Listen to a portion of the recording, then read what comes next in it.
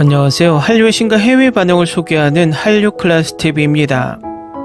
오늘은 한국 영화가 영화에 대한 내 사랑을 망쳐놨으란 제목의 미국 토론 게시판 레딧에 올라온 게시글을 살펴보고 이 게시글에 달린 미국 영어권 시청자 반응까지 살펴보겠습니다. 어젯밤에 넷플릭스 스웨덴 드라마 오래살인을 보려고 시도했다가 2위를 넘기지 못하고 포기했습니다. 이 드라마가 짧고 넷플릭스 1위를 했다고 해서 몰아보기로 시도했는데 개인적으로 너무 지루하더군요. 과거에 미국의 블록버스터 영화 어벤져스 시리즈나 트랜스포머 시리즈도 꽤 재밌게 봤는데 요즘은 넷플릭스에 올라와도 끝까지 보기가 힘듭니다. 그냥 똑같은 내용을 주인공만 바꿔서 과도한 CG로 계속 사골 우려먹듯 계속 우려먹기 때문입니다. 한마디로 요즘 서양 미디어를 보면 신선함이 떨어지고 감성적으로 울리는 영화 드라마를 찾기가 힘듭니다. 그래서 플리스페트롤 순위에서 서양 영화 드라마가 순위에 올라와도 선뜻 손이 가지 않습니다. 계속해서 저 순위들이 양치기 소년처럼 클릭만 하게 만들고 클릭하면 항상 실망하게 만들고 있습니다. 그런데 이런 기분이 우리나라 시청자뿐만 아니라 서양권 시청자들도 같은 느낌을 들게 만들고 있다는 것입니다. 일단 레딧에 올라온 게시글부터 살펴보겠습니다. 방금 줄무늬 파자마를 입은 소년을 봤어요. 볼 때마다 울었던 영화입니다. 저를 울리고 모든 감정을 쏟아내게 하는 영화는 3편이 더 있었어요. 위의 영화와 어바웃 타임, 말리아나, 피아니스트입니다. 그런데 최근에 한국 영화를 보기 시작했는데 캐릭터에 대한 몰입감과 이야기의 깊이, 마지막에 가서 캐릭터에 대한 애착이 서양 영화와 비교할 수 없을 정도로 컸습니다.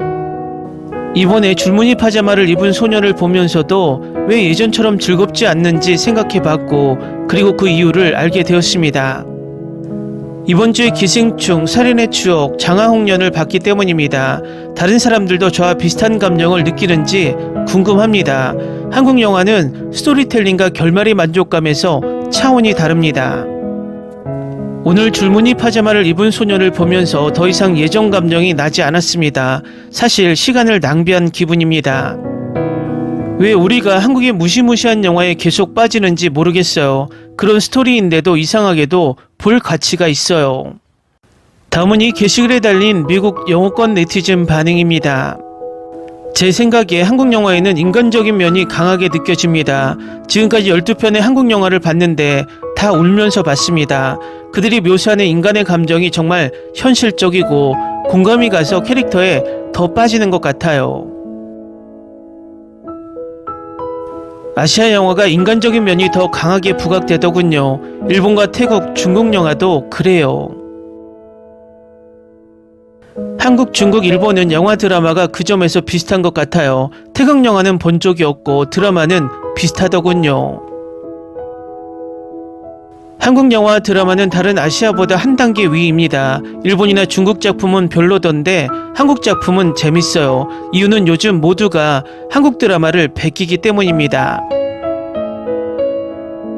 저에게도 한국 작품이 더 잘 맞아요. 중국 같은 경우는 스토리가 너무 길고 연기가 별로입니다. 모든 내용에 동의해요. 또 내가 음식을 좋아해서 그런지 한국 작품에 음식 먹는 장면이 나오면 그렇게 좋더군요. 맞아요. 한국 드라마 보다 보면 항상 배가 고파집니다. 위에 언급한 한국 영화들은 너무 무거워요. 가벼운 영화 보고 싶으면 바르게 살자를 추천합니다. 바르게 살자 이 영화 완전 숨겨진 보석 같은 작품입니다. 국제시장도 추천합니다. 보고서 그 후유증이 진짜 심해요. 국제시장은 이미 내 리스트에 있는 영화네요. 한국 영화는 너무 볼 게 많아서 시간이 없을 정도입니다. 한국 드라마 영화 때문에 이제 할리우드와는 멀어졌어요. 이러는 게 나만이 아니구나. 난 한국 드라마를 많이 보고 나서 이제는 한국 영화에 뛰어들 준비를 하고 있어. 한국 작품 보느냐고 내가 좋아했던 영국, 스코틀랜드, 아일랜드, 프랑스, 독일 시리즈는 몇 달이나 못 봤어요. 저는 중국 드라마 보다가 한국 드라마에 빠졌어요. 특히 복수 스릴러 장르, 스칸디나비아가 그런 장르를 잘 만든다고 생각했는데 한국과는 비교도 되지 않더군요. 저는 2019년 이후 특히 팬데믹 기간 때부터 한국 작품만 보고 있어요. 나도 한국 영화 진짜 사랑해. 일주일에 4편씩 본 적도 있을 정도니까. 근데 내가 비교한 작품은 서양의 최고 수준은 아니야. 한국 최고 작품과 비교해서도 좀 질적으로 떨어져서 공평한 비교는 아니야. 시간을 두고 보게 되면 한국에도 질이 떨어지는 영화가 있어. 하지만 진정 최고 수준의 영화가 한국에 있다는 건 동의해. 쓰레기 미국 영화 올드보이가 톨골과 같은 미국 영화보다 훨씬 인간의 감정을 풍부하게 표현해준다. 올드보이와 톨골을 비교하는 건 너무 심하잖아. 매우 공감 가는 글이야. 보통 서양 영화는 너무 직설적이고 반전도 별로 없어. 줄무늬 파자마를 입은 소년도 그 상황이 슬픈 거지. 영화 내내 너무 밋밋하고. 그런데 한국 영화는 보는 사람의 감정을 극도로 끌어올리더라고. 위에 글을 보니까 대부분 스릴러 영화를 즐겨보는 것 같은데 다른 장르도 꼭 보길 바래. 한국 영화를 보면서 울고 싶어? 그럼 7번 방의 선물 추천한다. 한국 영화에 진정으로 울면서 공감하고 싶다면 소원을 봐야 한다. 소원하면 딱 한 장면이 떠올라. 엄마가 했던 말, 왜 자기 딸이어야 했는지, 다른 사람이었으면 안 되는지, 인간의 복잡한 감정에 대해서 잘 표현해주는 작품 같아. 나도 소원, 영화 보고 완전히 무너졌었는데. 나는 도가니를 추천해. 한국 영화를 즐겨보지만 더 공감하는 건 한국 드라마야. 2017년에 우연히 보게 되었는데 캐릭터, 스토리라인, 연출, OST까지 완전 다른 차원이었어. 지금은 할리우드나 다른 나라 콘텐츠는 거의 접하지 않게 되었을 정도야. 지난 10에서 15년간 할리우드 영화 수준이 계속 떨어지고 있잖아. 요즘은 한국같이 비영어권 국가에서 좋은 작품이 나오더라고. 내가 마지막으로 영화관을 갔을 때가 바비, 오펜하이머를 더블로 보러 갔을 때. 솔직히 그냥 집에서 한국 영화나 드라마를 볼 걸 후회했어. 더 이상 극장 가지도 않아. 맞아, 나도 할리우드 영화는 멀어졌어. 한국에서 뛰어난 영화가 많이 나오지만 할리우드와 비교해서 이상하게 무시되는 것 같아서 그게 짜증날 정도야. 서양 영화보다 한국 영화가 확실히 공감이 간다. 더 감정을 파고드는 것 같아. 감정적인 내용을 좋아하면 내 머릿속에 지우개는 꼭 봐야 한다.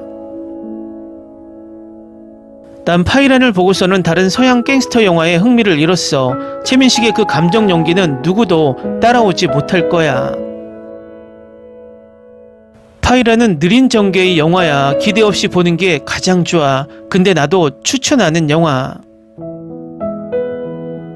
난 파이란 보고 완전히 감정적으로 무너졌었는데 서울에서 시카고로 가는 대한항공 비행기에서 그 영화를 봤어. 그 당시 한국어 능력이 그렇게 좋지 않았는데도 영화 속의 상실감이 너무 대단하게 느껴졌었어. 스크린에서도 다시 보고 싶더라고. 확실히 지금도 생각나는 영화였어. 한국 영화에 입문한 후에는 서구 미디어에 대한 인내심이 더 없어진 느낌이 들어. 더 작품 보는 기준이 높아졌어. 할리우드 영화에서 멀어진 게 벌써 몇 년 전. 심지어 우리나라 영화도 안 보고 있을 정도야. 한국 영화 드라마 접하고서는 다른 나라 작품이 재미없어졌어. 한 가지 재미있는 게 있는데 피아니스트의 토마스 크레치만이 송강호 주연의 택시 운전사에 나온다. 택시 운전사는 실화 바탕의 영화인데 굉장히 감동적이야. 확실히 내가 보는 비한국 영화가 매년 줄어들고 있어. 프랑스, 홍콩, 일본 영화도 한국 영화보다 떨어지니까 지금은 한국에서 고품질 작품이 많이 나오는 것 같아. 택시 운전사 처음 봤을 때 며칠 동안 계속 생각나더라고. 너무 인상이 깊어서 비하인드 스토리까지 찾아볼 정도였어. 울고 웃고 또 인류에 대한 희망과 절망을 동시에 느끼고 싶어? 그럼 군함도 추천해. 최고의 영화 중에 하나야. 기생충으로 한국 영화에 입문했어. 최근에는 나쁜 엄마, 무브트헤븐을 보고 엄청 울었어. 나빌레라도 보고 있는데 역시 감정적 자극을 주는 드라마야. 예전에 한국, 일본 영화는 가끔 보는 정도였어. 근데 팬데믹 기간에 한국 드라마에 빠져서 완전 중독되었어. 지금도 여전히 서구 작품을 보지만 확실히 한국 드라마 영화가 더 좋아. 2011년에 한국 작품에 입문한 후에는 할리우드와는 작별, 첫 작품이 시티헌터였는데 완벽했어. 그 다음이 악마를 보았다였어. 나 혼자만 그런 게 아니라니 반갑다. 한국 영화는 결말이 참 비극적인 작품이 많은 것 같아. 마지막에 보는 사람 마음을 찢어놓는데도 계속 보게 돼.